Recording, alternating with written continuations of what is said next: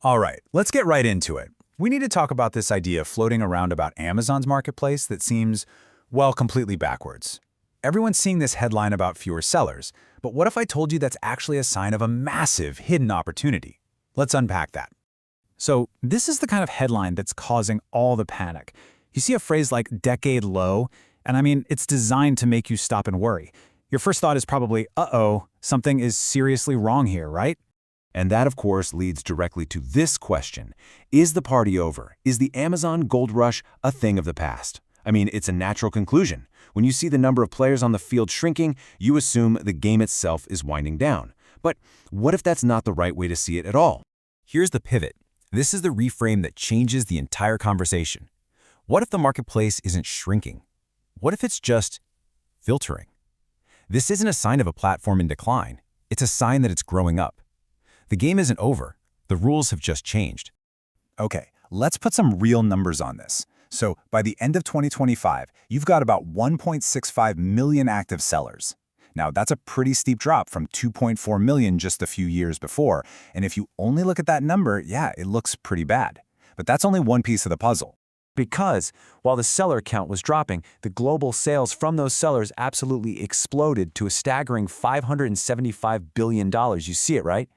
Fewer people are selling, but way more money is changing hands than ever before. The pie is getting bigger, not smaller. And that is the heart of this paradox. And this chart just lays it out perfectly. You can't miss it. Look at that bar on the left. Active sellers, trending down since 2021. But then you glance over to the right, and global sales from those same sellers are just climbing higher and higher. The takeaway is crystal clear. Fewer people are making way more money. So if you're one of the sellers still in the game, the situation is actually getting a lot better. For starters, traffic per seller is up over 30% since 2021. Think about it. With fewer competitors, the businesses that are left get a much bigger slice of customer attention. And get this, the number of sellers cracking over $1 million a year has shot up from 60,000 to over 100,000. All that money is just getting concentrated among the stronger, more professional operators. So what's actually driving this whole shift? Well, there's a name for it. The Great Compression. It's this concept that a whole bunch of different pressures, from the economy, from the platform itself, all hit the marketplace at the exact same time. It created this intense environment that basically squeezed out any business that wasn't built on a rock-solid foundation. And we're not talking about just one thing. It was a pile-on. Amazon's fees crept up. Advertising went from a nice-to-have to an absolutely must-do. Returns stayed stubbornly high. And then you had these new pressures thrown in. Really fierce foreign competition, finding every little gap, and AI just raising the basic standard of quality for everyone.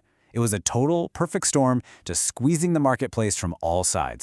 And this is maybe the most important takeaway from that whole compression phase. This new, tougher environment isn't really designed to break good, well-run businesses. What it is designed to do is act like a giant filter. It weeds out the side hustles, the sellers who don't have enough capital, and anyone just kind of hoping to figure it out as they go. Man, this chart says it all, doesn't it? The old Amazon, that was like a sandbox. It was a place you could go to test ideas, learn on the fly, and, mistakes weren't that big a deal. Well, that Amazon is gone. Today, you're dealing with a complex piece of professional infrastructure. It demands a clear plan, real money behind you, and believe me, any mistake you make now is going to be a costly one. It's a whole new world. So if that's the new reality, how do you actually win? The modern playbook really has 4 core pillars. First, you need capital buffers to absorb shocks. Second, you need clean systems to run things efficiently. Third, you need a clear playbook, a real strategy. And maybe most importantly, you need realistic expectations about just how high the bar is now. This quote just sums it all up perfectly. Success on Amazon today is not about finding some secret hack or getting a lucky break. It's about longevity. It's about building strong, repeatable systems that can handle the pressure and let you operate like a pro for the long haul. And here we are, right back to the paradox we started with, but stated as clearly as possible. Yes, the bar for execution is way, way higher. Your operations, your marketing, your finances, it all has to be locked in. But the trade-off is, you're up against fewer direct competitors than at any point in the last 10 years. So, to bring this all home, Amazon didn't get rid of the opportunity. Not at all. It just changed who that opportunity is for. The platform has essentially concentrated all of that immense wealth, and it's now flowing to the disciplined, professional businesses that are ready to play at a much higher level. And that leaves us with one last big idea to chew on.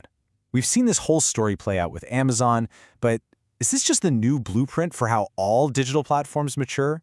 You have that crazy Wild West phase at the beginning, followed by this great compression, which leaves behind a more professional, more concentrated field. It's a really fascinating question for the future of online business pretty much everywhere.